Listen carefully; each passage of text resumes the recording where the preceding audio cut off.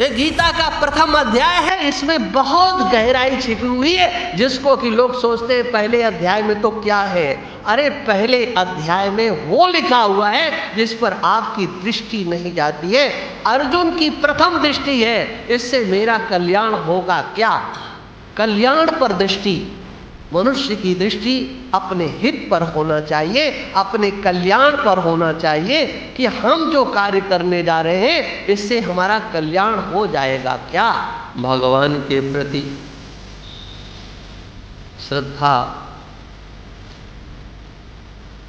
हमारी इतनी है कि तभी प्रतीत होता है जब उसकी बात व्यवहारिक जगत में धरातल में देखी जाती है। लोक में भी ऐसा देखा जाता है कि कोई अपने माता पिता को शतायु देखना चाहता है, दीर्घायु देखना चाहता है, लेकिन माता पिता रोते रहते हैं तो हमारी सुनता ही नहीं। ये तो सुनता ही नहीं है, कभी नहीं सुनता है, माने बहरा तो नहीं है। उनकी वाणी उस बालक के हृदय में कोई स्थान नहीं रखती है, जिनके माता पिता ऐसा कहते हैं कि ये तो हमारी सुनता ही नहीं। ऐसे ही ये भगवान की वाणी है। आप भगवान के प्रति तो श्रद्धा रखते हैं, बोले हम तो 56 भोग लगाने जा रहे हैं, बहुत अच्छे हैं आप। बोले हम परिक्रमा भगवान की लगाने जा रहे हैं, सब कुछ आप कर रहे हो, आप बहुत अच्छे हो। भगवान को आगे करके भगवान के नाम से जो कुछ आप कर रहे हैं बहुत अच्छे हैं। लेकिन बात वही है जो मैं कह चुका हूँ, भगवान की वाणी का आप कितना आदर करते हैं, कितना सत्कार करते हैं, ये देखना है। आप सनातन धर्मी हैं, आप हिंदू हैं, आप बहुत अच्छे हैं, समाज में आपकी प्रतिष्ठा है, शहर में आपकी प्रतिष्ठा है, बहुत अच्छे हैं, सब ठीक है। लेकिन भगवान की वाणी का कितना आदर आप कर रहे हो, ये देखना है। ये गीता ज्ञान यज्ञ, ये गीता महोत्सव है, गीता जयंती महोत्सव। ये प्रत्येक सनातनी का, प्रत्येक हिंदू का कर्तव्य बनता है कि इस महोत्सव में वो भाग ले। किसी को घर से नहीं बुलाया जा सकता, पकड़ पकड़ करके नहीं लाया जा सकता है। ये महोत्सव एक प्रकार से कसौटी है। हम कहाँ बैठे हुए हैं, हमें देखना है। ये गीता भगवान की वाणी, व्यास भगवान कहते हैं और कुछ समझने की जरूरत नहीं है कि मन्नेई शास्त्र विस्तरई, अन्य शास्त्रों के विस्तार से कोई प्रयोजन नहीं। बहुत शास्त्रों में लिखा है, उनको आप पढ़ नहीं पाएंगे। एक भगवद गीता को ही अच्छी तरह से समझ लीजिए। हाँ, ये करनी है, कर्तव्य है। मानवाकृति जिसे प्राप्त हुई है, भारत भूमि में जिसका जन्म हुआ है, और जो अपने को हिंदू कहता है, सनातन धर्मी कहता है, जो सनातन धर्मी हो, जो हिंदू हो, उसका कर्तव्य बनता है गीता सुगीता कर्तव्या। ये कर्तव्य के रूप में है कि उसका गान आपको करना है।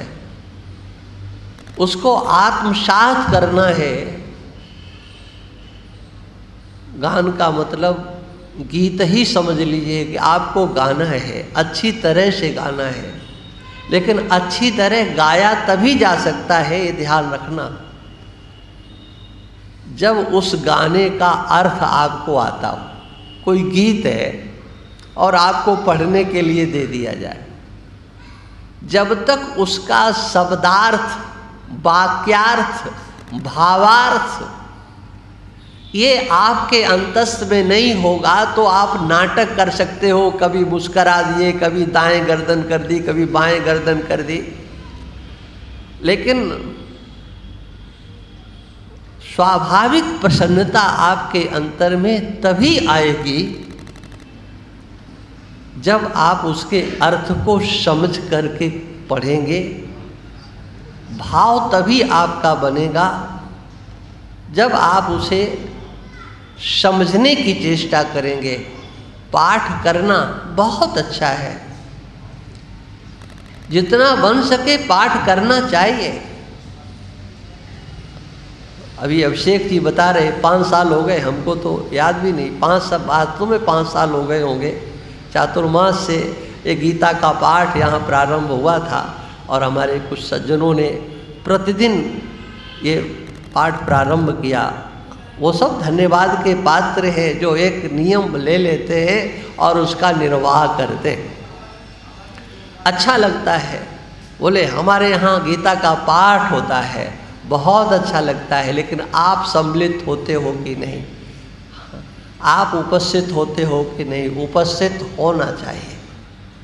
वो केवल एक व्यक्ति का या 4 व्यक्ति का या 10 व्यक्ति का कार्य नहीं है, ये सबका कार्य है। एक सामूहिक जो आवाज़ होती है उसमें बहुत शक्ति होती है।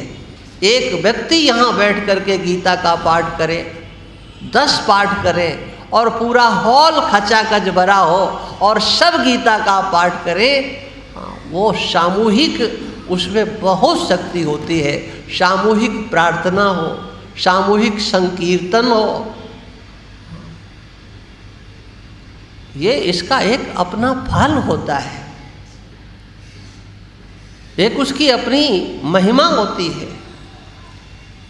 इसलिए ये भगवत गीता और गीता महोत्सव, इसमें आप अधिक से अधिक उपस्थित हों।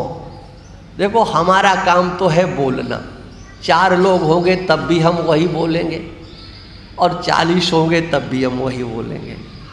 हाँ, जब देख लेंगे कि भाई अच्छा इधर की कुर्सी खाली पड़ी, इधर के कम आए, इधर के ज़्यादा आए, तो मन में लगेगा थोड़ी, लेकिन जब धारा चलेगी तो ना कुर्सी दिखाई पड़ती है और ना और कुछ, केवल एक धारा चलती है। हाँ, आएंगे, अच्छा लगेगा, आपको भी अच्छा लगेगा, हमको भी अच्छा लगेगा। एक सज्जनों का समूह एकत्रित होकर के जब इसमें भाग लेता है तो श्रोता और वक्ता सबको आनंद आता है। श्रोताओं को भी लगता हाँ इतनी संख्या, हम लोग इतने थे, वक्ता को भी लगता है कि हाँ इतनी संख्या, बहुत अच्छा है। एक वक्ता के लिए उत्साहवर्धन का कार्य होता है। हाँ, लेकिन अब जहाँ उत्साहवर्धन नहीं तो वहाँ तो अब नाव तो चलाना है, 4 बैठे हो तब भी खेना है और 20 बैठे हो तब भी, उसको तो उतनी मेहनत पड़ना है। 400 होंगे तो हमारी कोई मदद करेगा क्या? कोई हमारी तो मदद करने वाला है नहीं, कोई मदद नहीं करेगा।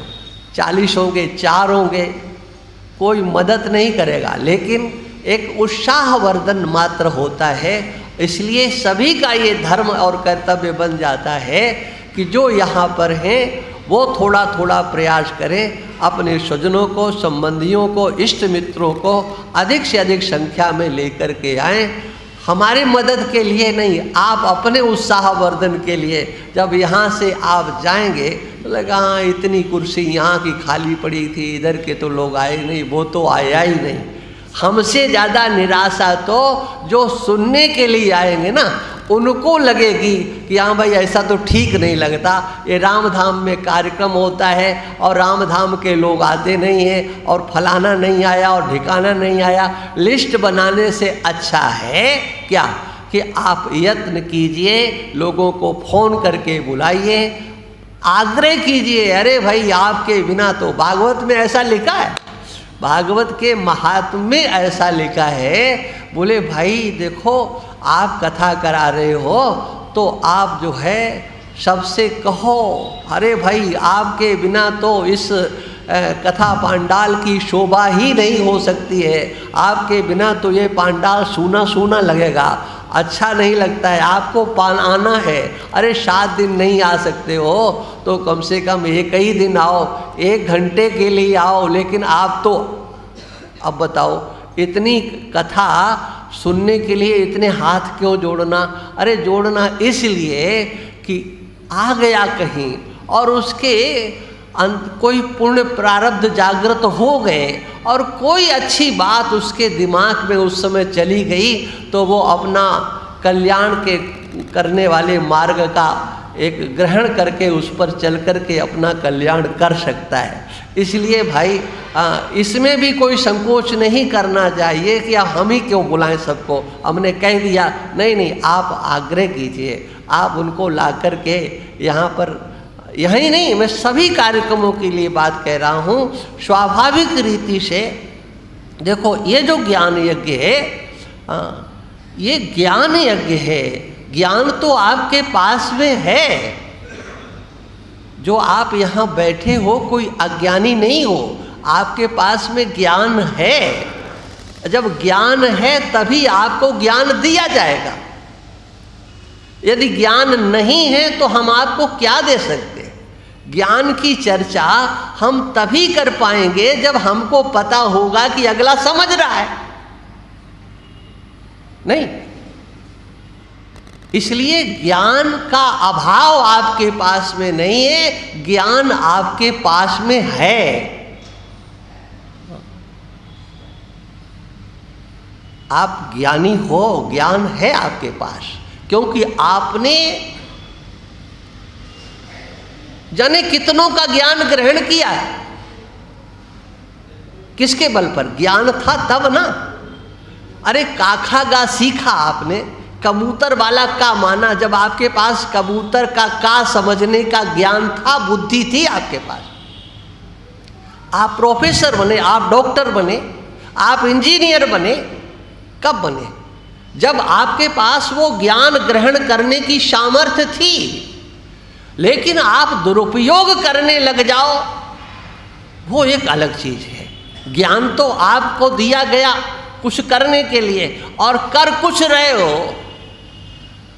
हाँ, ऐसा भी होता है कि चाहे जितना अच्छा ज्ञान दे दो। अभी आप लोग सुन रहे होगे ना अखबारों में, समाचारों में, क्या डॉक्टर्स हैं, डॉक्टर, लेकिन कर क्या रहे हैं? कार्य क्या है? बोले कैसे अधिक से अधिक हिंदुओं को मारा जाए, कैसे भारत में अशांति फैलाई जाए, अराजकता फैलाई जाए। हाँ? कुछ ऐसे होते हैं कि उनके हाथ में कुछ भी दे दो, उसका वो सदुपयोग नहीं कर सकते। क्यों? उनके माँ ने, बाप ने, दादा दादी ने कुल परंपरा से सिखाया ही नहीं कि किसी चीज का सदुपयोग करना।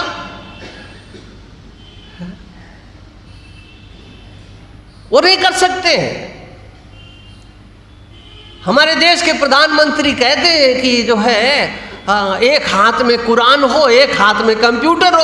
अरे कुछ भी पकड़ा दो उनको, वो उस कंप्यूटर से भी बम कैसे बनाया जाता है वो निकालेंगे।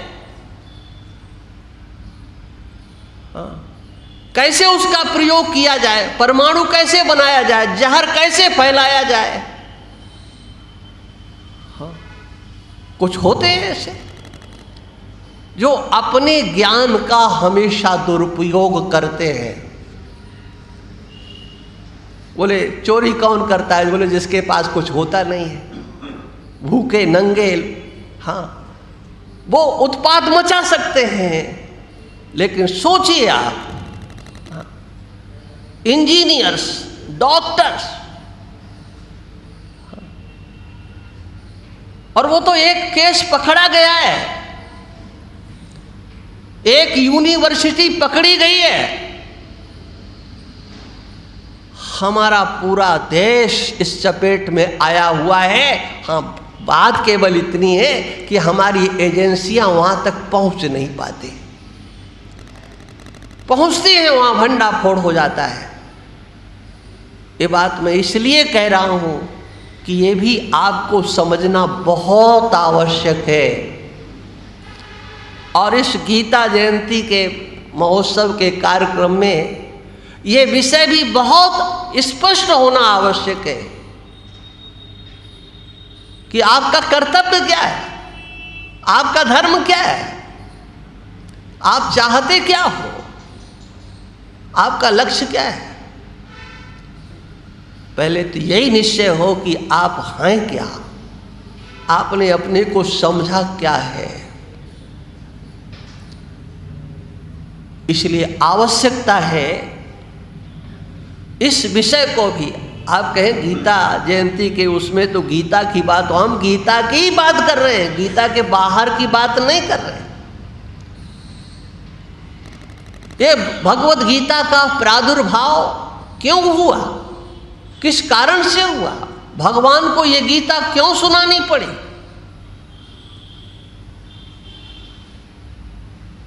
आप भगवत गीता का प्रथम अध्याय देखो, उसमें मूल विषय क्या है, भगवान को ये गीता क्यों सुनानी पड़ी। क्या भगवान गीता सुनाने के लिए आए थे? भगवान तो अर्जुन की इच्छा को पूर्ण करने के लिए कि प्रभु आप मेरा रथ हाँक दीजिए, भगवान से अर्जुन ने प्रार्थना की थी। वो कथा आपने सुनी है, पहले भी हम सुना चुके। दुर्योधन और अर्जुन दोनों जाते हैं मांगने के लिए, मदद करो, हमारा दोनों का युद्ध होने जा रहा है, आप मदद कीजिए हमारी। भगवान ने दुर्योधन से कहा, देखो आए तो तुम दोनों लोग हो। भगवान उस समय विश्राम कर रहे थे, अर्जुन पर दृष्टि पहले पड़ी क्योंकि अर्जुन पैरों की ओर खड़े थे, अपने को छोटा समझते थे, और दुर्योधन समझता था कि हम उधर क्यों खड़े हो, वो सर की ओर खड़ा था। भगवान ने कहा मैंने देखा है अर्जुन को पहले, इसलिए मांगने का अधिकार अर्जुन को पहले होगा। बोले आप देंगे क्या, ये तो बताओ। बोले देखो मैं युद्ध करूंगा नहीं, हथियार अपने हाथ में उठाऊंगा नहीं, मैं निहत्था रहूंगा। एक तो ये है, और दूसरा है एक अक्षोहिणी सेना।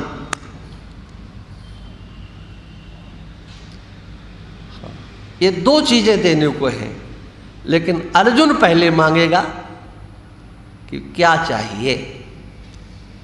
तो अर्जुन ने कहा कि हमें तो आग चाहिए। दुर्योधन ने कहा बस हो गई बात खत्म, आप इनकी ओर जाइए, क्योंकि आपने कह दिया है कि हम युद्ध करेंगे नहीं, हथियार उठाए रखेंगे नहीं पास में, निहत्थे रहेंगे, तो हमें ज़रूरत नहीं है, आप इनके पास हमें दीजिए, और आज ही दीजिए। ये नहीं कि आप जाओ हम पीछे से भिजवा देंगे, ना ना ना, ऐसा नहीं ना। हाँ, आप आदेश कीजिए। और दुर्योधन प्रसन्न होकर के एक अक्षोहिणी सेना लेकर के द्वारका से हस्तिनापुर के लिए प्रस्थान कर गया। तब भगवान ने अर्जुन से कहा तुम बहुत ना समझो, मेरे को क्यों मांगा, मैंने कह दिया। तो मूल बात, वैसे तो विषय बहुत है वहां पर। अर्जुन ने कहा कि युद्ध तो मैं अकेले जीत सकता हूं, मुझे किसी की जरूरत नहीं है, मैं अकेले युद्ध जीत सकता हूं। कैसे जीत सकते हो? बोले जैसे आप सब पर विजय करने की सामर्थ्य अकेले रखते हो, ऐसे ये अर्जुन भी सबके ऊपर विजय करने में अकेला समर्थ है।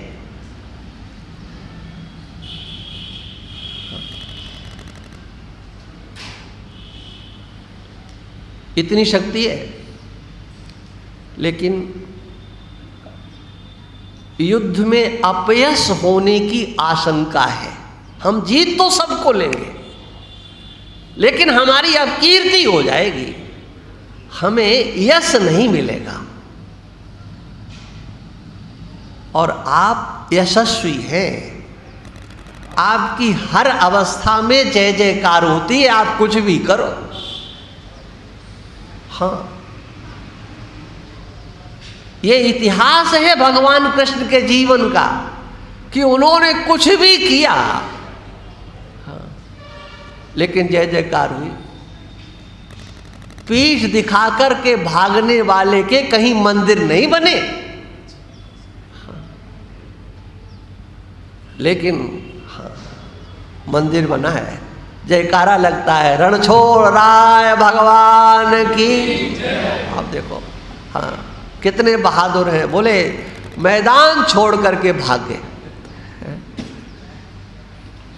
भगवान है लेकिन मैदान छोड़ करके भागे।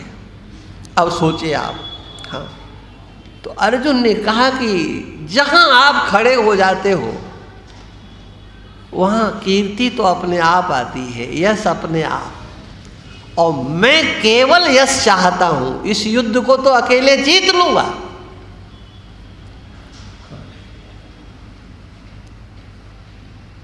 भगवान ने कहा अच्छा, तुम मेरे से थोड़ा सा अमर्ष का भाव रखते हो, हाँ, थोड़ी सी कमी मानते हो, तो बकाया तो और बोले बस हाँ इतना ही तो है, तो मुझे करना क्या है, बस आप हमारा रथ हाँक देना बस। हाँ, भगवान को सारथी बनाने के लिए निवेदन किया। और देखो, हाँ, भगवान तो भगवान है, हर अवस्था में भगवान है, हर अवस्था में उन्होंने स्वीकार कर लिया। लोग क्या कहेंगे, अरे अर्जुन का रथ हाँकना, हाँ, सारथी का काम स्वीकार कर लिया। भगवान ने आदेश, भगवान को अर्जुन ने आदेश दिया, सेनयोर भयोर मध्य रथम स्थापय मेच्युता। प्रथम अध्याय देखो, भगवान कृष्ण को अर्जुन कहते हैं, रथम स्थापय में, मेरे रथ को आप दोनों सेनाओं के मध्य में स्थापित करो।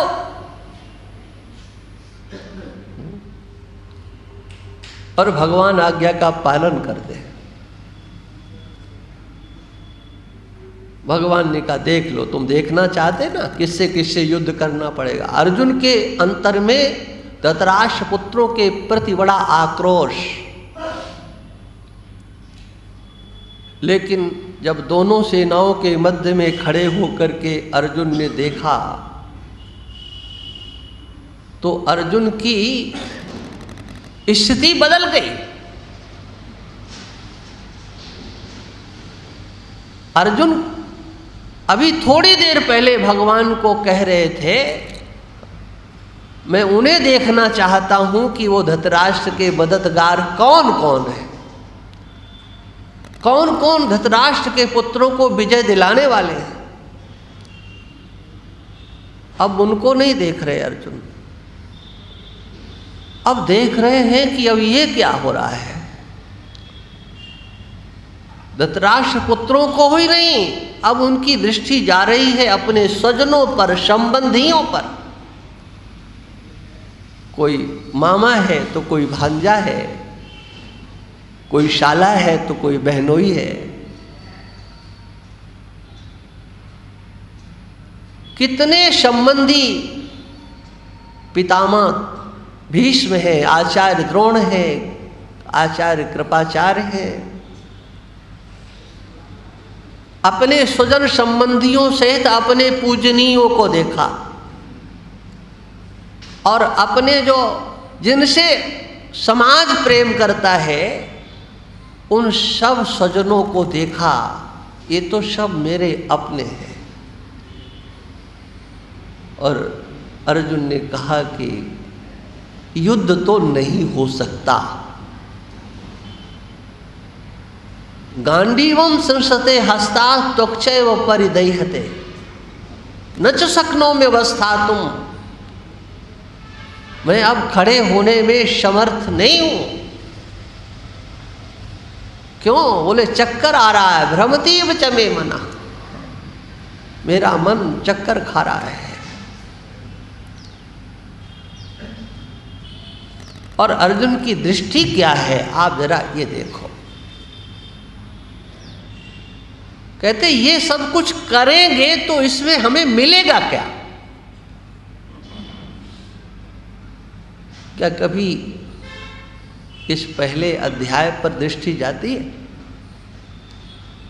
निमित्तानि च पश्यामि विपरीतानि केशव न च श्रेयोनुपश्यामि हत्वा स्वजनमाहवे।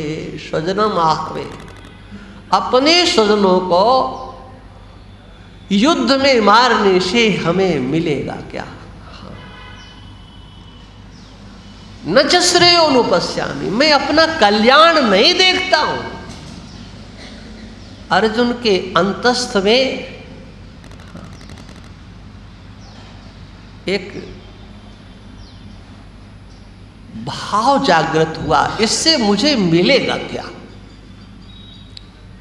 क्या मेरा इससे कल्याण हो जाएगा? ये प्रथम अध्याय को आप देखिए। न च श्रेयोनुपश्यामि, मैं विचार करता हूं इससे हमें मिलेगा क्या? माने श्रेय माने कल्याण, श्रेय माने हित। इससे मेरा हित क्या छिपा है? इससे, इस युद्ध से मेरा होगा हित क्या होगा? मेरा कल्याण क्या हो जाएगा? माने अर्जुन ने एक व्यवहारिक पक्ष उपस्थित किया मानव मात्र के लिए कि कुछ भी करने के लिए जाते हो तो पहले निश्चित करो कि इससे हमारा कल्याण होगा कि नहीं होगा, मेरा हित इसमें क्या है। मनुष्य का हित जिसमें हो, मनुष्य को वह कर्म करना चाहिए। एक राजा प्रतर्दन, बड़ा ही प्रतापी धर्मात्मा, सोचिए कितना धर्मात्मा होगा वो। ब्रह्मसूत्र में व्यास भगवान ने एक अधिकरण ही बना दिया, प्रतर्दनाधिकरण। प्रतर्दन के नाम से अधिकरण है एक ब्रह्मसूत्र में। वो प्रतर्दन अपने अर्थ शस्त्रों से सुसज्जित होकर के स्वर्गलोक में इंद्र के सामने जाकर के खड़ा हो गया। कितना उसमें तपस्या का बल होगा। आपने पुराणों में कथा सुनी होगी कि कोई सशरीर जा नहीं सकता, एक जाने की सोच रहा था तो नहीं जाने दिया। विश्वामित्र ने कहा चल तेरे को भेजता हूं, तो घुसने लगा, लोगों ने धक्का दे दिया, अब बीच में लटक गया। नहीं, लेकिन ये कितना प्रतापी होगा, किसी का आशीर्वाद लिए बिना, किसी के कृपा का अवलंबन लिए बिना वो अपने तेज से, अपने शक्ति से इंद्र के सामने जाकर के खड़ा हो गया। इंद्र ने देखा कि ये कहां से आ गया, बताओ कहां से आए हो? मर्तलोक से आया हो। क्यों आए हो? मैं आपसे युद्ध करने के लिए आया हूं।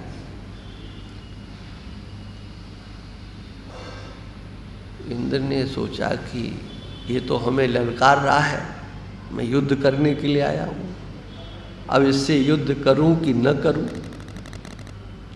ये तो कह रहा मैं युद्ध करने के लिए आया हूं, आप मेरे से युद्ध करने को तैयार हो। इंद्र ने बुद्धिमानी से उससे कहा, बुद्धिमानी पूर्वक उससे बात की और ये सोच करके कि मान लीजिए अगर मैं जीत गया तो लोग क्या कहेंगे, किसको हराया? बोले एक मर्द लोग का राजा आया था, उसको हरा दिया, बस इतना ही तो होगा। और अगर कहीं मैं ही हार गया तो दोनों प्रकार से कुछ हाथ लगने वाला नहीं है, इसलिए इसे टालो किसी तरीके से। प्रत्यर्दन की प्रशंसा की और कहा कि आप मेरे से मांग लो, जो चाहो सो मांग लो। प्रत्यर्दन ने कहा कि नहीं, मेरे पास सब कुछ है, मैं राजा हूं, चक्रवर्ती सम्राट हूं, मुझे कुछ नहीं चाहिए। नहीं नहीं, आपको मांगना पड़ेगा। तो प्रत्यर्दन ने कहा कि जिससे मनुष्यों का जिसमें हित हो, उसने अपनी बात नहीं की, उसने कहा मनुष्य मात्र का जिसमें हित हो वो आप मुझको दो। तो इंद्र ने कहा कि मनुष्यों की बात क्यों करते हो, तुम अपनी बात करो ना, अपनी बात करो व्यक्ति सा। हाँ। तो उसने कहा कि व्यक्ति सा क्या करे, भाई बंद कर दो।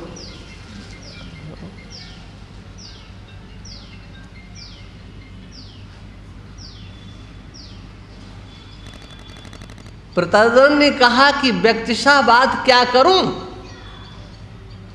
बात ध्यान देना, मैंने ये कहा है कि मनुष्यों का जिसमें हित हो, तो मनुष्यों के हित के लिए आपके पास कुछ है ही नहीं, तो मैं भी तो मनुष्य हूं,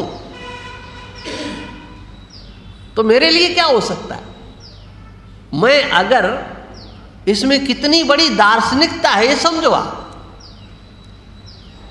मनुष्यों का जिसमें हित हो उसने ये वरदान मांगा। इंद्र ने कहा नहीं नहीं, तुम अपनी व्यक्तिगत बात करो। तो उसने कहा कि फिर तो आपके पास हमें देने के लिए कुछ है ही नहीं, क्यों मैं भी तो मनुष्य हूं, मैं मनुष्य के हित की बात करता हूं, तो मैंने मनुष्यों के हित की बात की है तो उसमें मैं भी तो आ गया ना। मैं मनुष्य नहीं हूं क्या? मैं मनुष्य दिखाई नहीं पड़ रहा हूं क्या? जो मेरे हित की बात है, जिसमें मेरा हित छिपा होगा, उसमें प्रत्येक मनुष्य का हित छिपा होगा, और जिसमें सब मनुष्यों का हित छिपा होगा उसमें हमारा भी हित छिपा है, इसलिए वो मुझे दे दिया। माने उस हित शब्द का अर्थ है श्रेय, जिसमें मेरा कल्याण हो, जिसमें मेरा हित हो, जिसमें मेरा श्रेय हो। और अर्जुन सबसे पहले भगवान कृष्ण से कहते हैं न च श्रेयो नुपश्यामि, मैं इस युद्ध से अपना हित नहीं देखता। और अर्जुन मानो ऐसा कहना चाहते हैं कि जिससे हमारा हित नहीं है उससे दूसरे का हित कैसे हो जाए, है ना? जिसमें हमारा हित हमें नहीं दिखता है, हमें कल्याण नहीं दिखता है कि इस युद्ध से कल्याण होगा, हमारा हित होगा, तो दूसरों का भी हो जाएगा। न तो उनका कल्याण होगा न हमारा कल्याण होगा। युद्ध तो दोनों को करना है और दोनों का इसमें हित नहीं है। पहली दृष्टि, युद्ध में हित नहीं दिखना। और फिर एक सार्वभौम दृष्टि अर्जुन की जाती है, युद्ध होगा तो हमारा सनातन कुल परंपरा का जो स्वरूप है वो विकृत हो जाएगा, हमारा धर्म नष्ट हो जाएगा।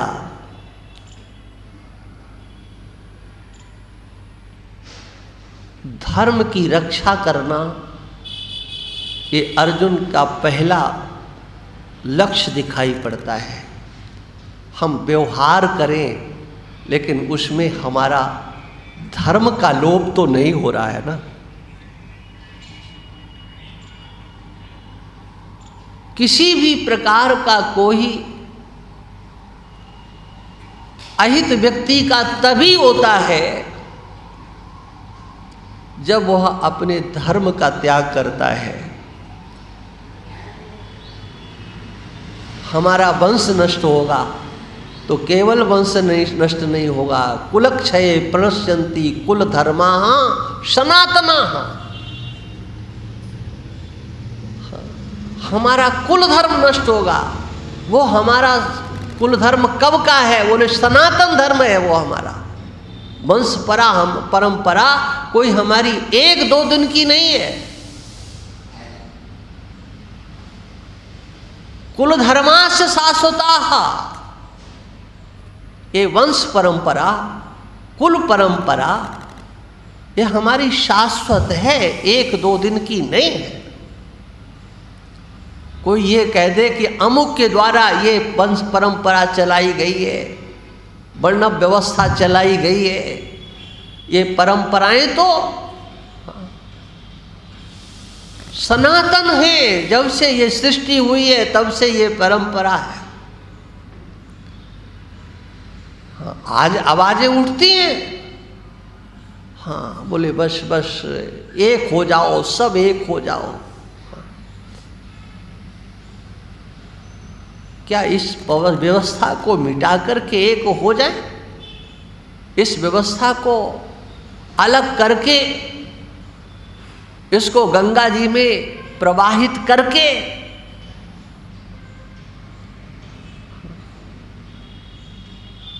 ये कैसा एकत्व? और विचार करो कि ऐसा हो भी जाए तो होगा क्या? वर्ण संकरता का एक प्रवाह, वो वर्ण संकरता से युक्त वो समाज, उसमें सनातन धर्म कहाँ बचेगा? वो सनातनी परंपराएं कहाँ रहेंगी? वो संस्कार कहाँ रहेंगे जो कुल परंपरा से आए हुए हमारे संस्कार?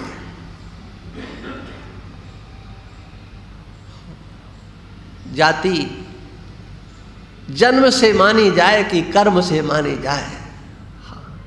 बोले नहीं नहीं, जन्म से क्या जाति होती है, जाति तो कर्म से होना चाहिए। हाँ अच्छी बात है, होना चाहिए, बिल्कुल कर्म से होना चाहिए। हाँ ये बहुत गहन विषय है कि जन्मना जाति मानी जाए कि कर्मणा जाति मानी जाए।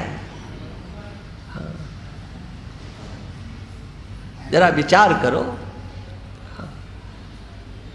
अच्छा क्या है?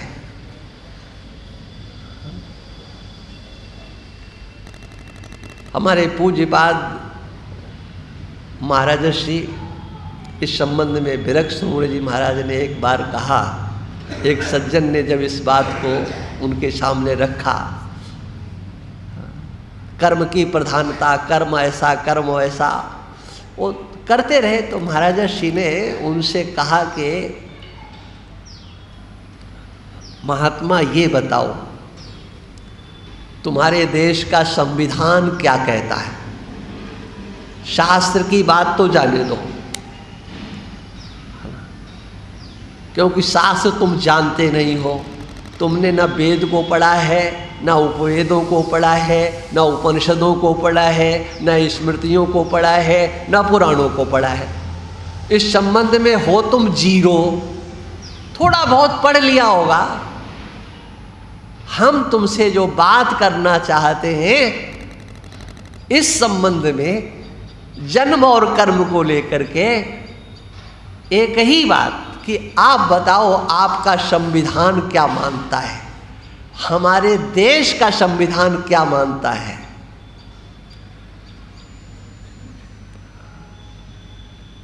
जन्म से मानता है कि कर्म से मानता है?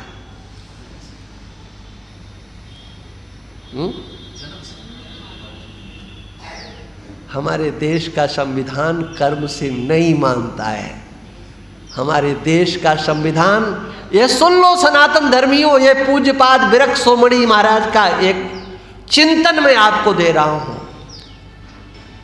जो कर्मणा जाति की बात करते हैं उनके लिए वो पूज्य महाराज श्री का ये ब्रह्मास्त्र है। हम देश के संविधान से चलते हैं, संविधान से चलते हैं, संविधान साहब का और बाबा साहब का, सब साहब का, ठीक है, सबका ही है। हाँ, लेकिन किसी किसी का प्रारब्ध बड़ा जोरदार होता है, वो भाग्य की बात होती है। हाँ, जाने बेचारे कितने लगे थे संविधान बनाने में, कितने एक से एक बड़े धुरंधर विद्वान बुद्धिमान लगे थे, तब संविधान बना, लेकिन मढ़ दिया गया बाबा साहब का। वो भाग्य की बात है, बिना किए मिलता है। अब देखो, हाँ, कहीं आप गूगल पर सर्च करो तो ये आपको नहीं मिलेगा कि उन्होंने बनाया, लेकिन हम चिल्लाएंगे जरूर कि बाबा साहब का संविधान, हम उसकी रक्षा करेंगे। वाह, बहुत अच्छे।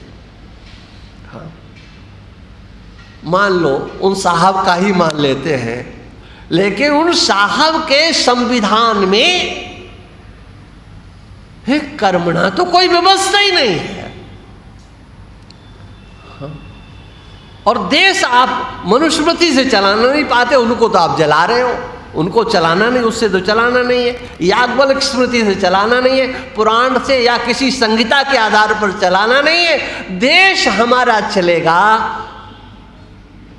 तो बाबा साहब के बल पे चलेगा। और बाबा साहब जो है वो लिख गए हैं कि बेटा ये तो कभी हो ही नहीं सकता, कर्म से तो कभी जाति का निर्णय हमारे देश का संविधान करता ही नहीं है। हाँ, आज हम करते हैं हिंदू एकता की बात, समाज के एकता की बात, हम संगठन की बात करते हैं, लेकिन नेताओं के हाथ में तो जैसे बंदर के हाथ में तलवार दे दी जाए, बताओ वो किसका हित करेगा? हो सकता है वो अपना ही हाथ पैर काट ले। ऐसे ही नेताओं के हाथ में वो बाबा साहब का संविधान पड़ा हुआ है, और जिसका प्रयोग केवल समाज को कैसे विखंडित किया जाए, ये आदिवासी, ये गिरवासी, ये वनवासी, ये हरिजन, ये एससी, ये एसटी है, और उनको समाज को, हाँ, विखंडित करने के लिए रात दिन प्रयास हो रहे हैं। हम कहते हैं हिंदू एकता अमर है, और वो कहते हैं जाति जनगणना कराओ। कोई भी हो, है? वो कोई भी हो, पक्ष हो कि विपक्ष हो, संगठन हो कि और कोई हो, जो आवाजें ये उठाते हैं, बताओ वो हिंदू समाज को एक संगठित करने के लिए आवाजें उठाते हैं कि विघटित करने के लिए आवाजें उठा रहे हैं? हम जरा चिंतन करें, सोचें इस बात को कि हम कहाँ खड़े हैं, आवश्यकता क्या है, हमें इससे मिलने वाला क्या है। हमारी वो परंपराएं विखंडित हो जाएं, हम अपनी कुल मर्यादाओं को छोड़ दें, हम अपने व्यवस्थाओं को छोड़ दें, वर्ण संकरता के सिवा हमको मिलेगा और क्या? ये गीता का प्रथम अध्याय है, इसमें बहुत गहराई छिपी हुई है, जिसको कि लोग सोचते हैं पहले अध्याय में तो क्या है। अरे पहले अध्याय में वो लिखा हुआ है जिस पर आपकी दृष्टि नहीं जाती है। अर्जुन की प्रथम दृष्टि है, इससे मेरा कल्याण होगा क्या? कल्याण पर दृष्टि, मनुष्य की दृष्टि अपने हित पर होना चाहिए, अपने कल्याण पर होना चाहिए कि हम जो कार्य करने जा रहे हैं इससे हमारा कल्याण हो जाएगा क्या, इससे हमारा हित हो जाएगा क्या। और एक वो प्रतर्दनोपाख्यान की बात को आप ध्यान में रखें, आपका जिसमें हित है उसमें समाज का हित, राष्ट्र का हित छिपा हुआ है। आप किस में हित समझते हो, जरा विचार करके देखो। और जो हित शब्द होता है उससे आप बहुत प्रेम करते हो, श्रेय शब्द से आप बहुत प्रेम करते हो। मेरा कल्याण हो जाए, भगवान के मंदिर में जाकर के आप यही तो मांगते हो। महात्माओं के पास जाते हो, कहीं पर भी जाकर के नाक रगड़ते हो, उसका नाम मंदिर हो और चाहे मजार हो, ये हिंदू है क्या? ये अपने कल्याण के लिए कहीं भी नाक रगड़ सकता है। ये अजमेर चला जाएगा, हाँ, वहां जाकर के चद्दर चढ़ा देगा। किस लिए? दुखी होने के लिए कि सुखी होने के लिए? कल्याण करने के लिए कि अकल्याण चाहने के लिए? काहे के लिए जाते हो? कहां कहां तुम नाक रगड़ रहे हो जी, देखो जरा किस लिए? हाँ।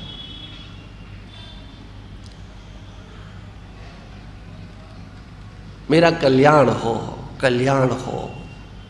ये अर्जुन की जो भूख है ना, वो अर्जुन का वाक्य आप सोचो, क्या वो आपके हृदय में नहीं गूंज रहा है? क्या आप अपने संबंध में ऐसा नहीं सोचते हो? मनुष्य है तो उसे सोचना चाहिए कि हमारे इस व्यवहार से हमारा कल्याण हो जाएगा क्या। पहले कहा जाता था किसी को कि चलो गवाही दे दो, तो वो कहता नहीं नहीं नहीं नहीं, हमारे तो बाल बच्चे हैं, हम झूठ नहीं बोल सकते। हाँ, मैंने देखा है,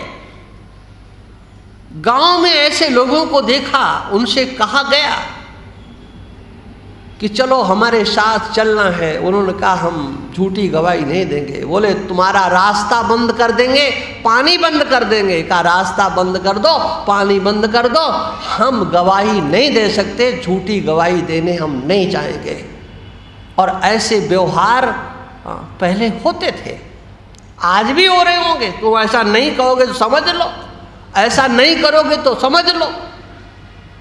हाँ, बोलने की हिम्मत नहीं। उत्तर प्रदेश का एक समय ऐसा स्वरूप था, हाई कोर्ट के जज शकल देख करके कहते थे कि मैं इसका फैसला नहीं दे सकता। और एक नहीं, 16 जज उन फाइलों को आगे बढ़ाते रहे, केस पर सुनवाई नहीं की। क्यों? वो सोचते थे कि हमने इसकी सुनवाई की नहीं कि हमारी सुनवाई कर देगा। उसमें वो अपना हित नहीं देख रहे थे, उनको फूलने फलने दे रहे थे। उन आतंकवादियों को, उन दुर्दांत अपराधियों को, है ना, सत्य बोलने की हिम्मत नहीं पड़ती है। सत्य, अरे बोलने की कोई बोल भी दे, लेकिन सुनने की भी तो हिम्मत नहीं पड़ती है, बल्कि रोका जाता है। अरे आप मत बोलना, सच बता रहे हैं, ऐसा होता है। हम कहीं, ये हमारा कई जगह का अनुभव है, कहीं हम बोलने के लिए खड़े होते तो सब लोग तो पहले हमने बोलना शुरू नहीं करते, और पहले देखो भाई संभाल के बोलना, हम उठते हैं और ये बोलना, देखो भाई ठीक रहे, कोई ऐसा नहीं बोल देना।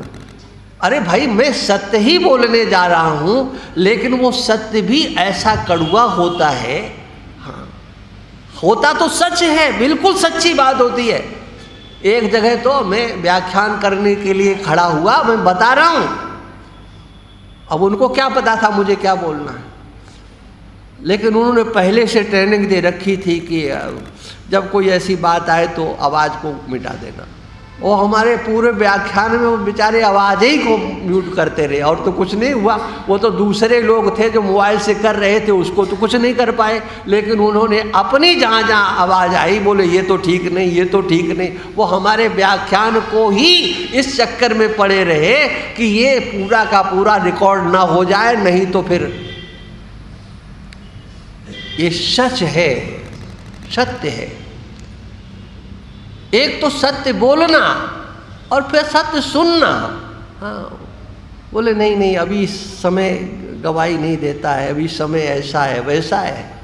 अरे सत्य बोलने के लिए भी समय की आवश्यकता होती है क्या? सत्य तो सत्य होता है, सुनने की हिम्मत रखो।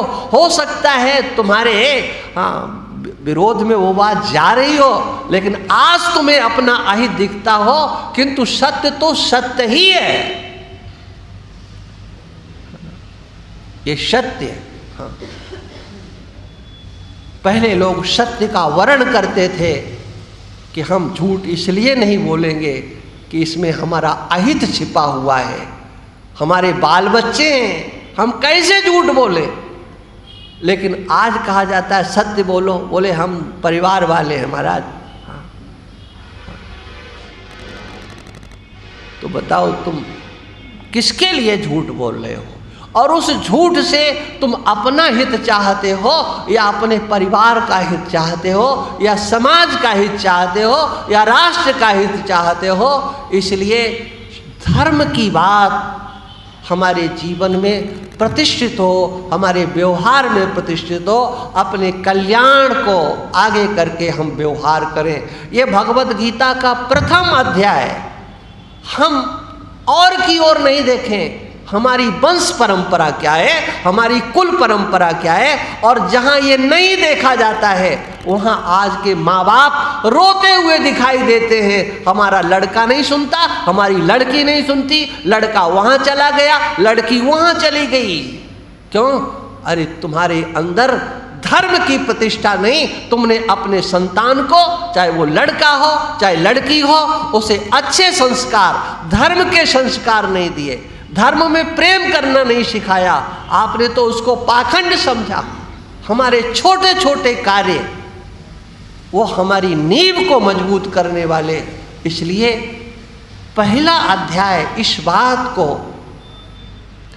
अर्जुन के मुख से भगवान के सामने रखा गया, क्या कि इसमें हमारा हित है क्या? स्वधर्म का पालन करना, स्वधर्म पर चलना, ये हमारा मुख्य विषय होना चाहिए। ये व्यवहारिक पक्ष है। ज्ञान आपका बहुत अच्छा है, आप बहुत बड़े ज्ञानी हो, लेकिन ध्यान रखना यदि धरातल पर मानवता से शून्य आपका आचरण है तो ध्यान रखना उस ज्ञान से न आपका कल्याण होने वाला है और न समाज का कल्याण होने वाला है, न राष्ट्र का कल्याण होने वाला है।